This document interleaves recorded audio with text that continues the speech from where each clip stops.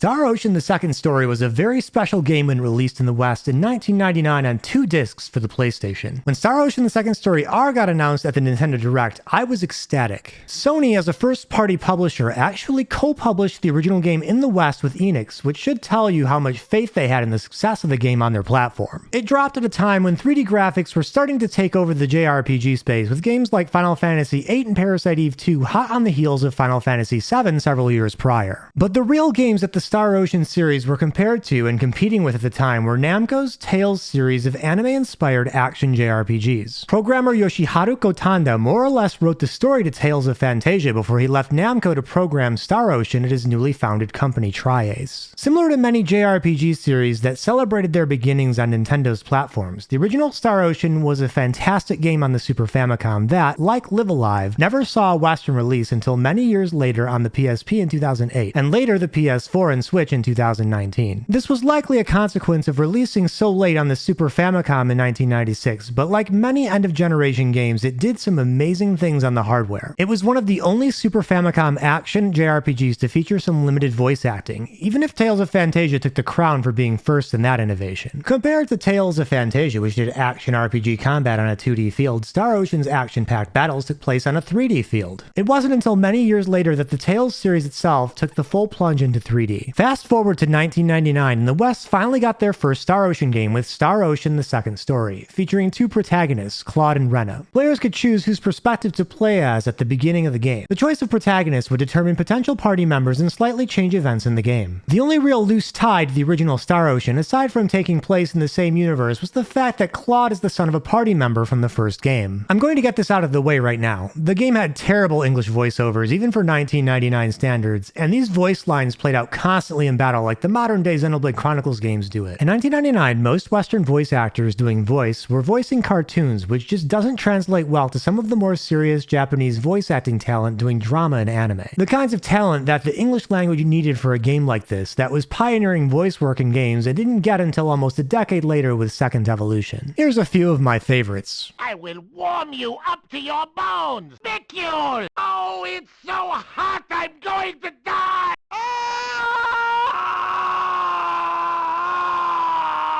This is how Presses sounded. There's Mr. Enemy! Here I come, here I come, here I come! Catch me if you can! Bang, bang attack! Wee wee! I'm gonna win no matter what! The same voice actress portrayed Celine in the original game too. I can actually compare Celine's original voice to the remake that will be out in a few months. Southern Cross!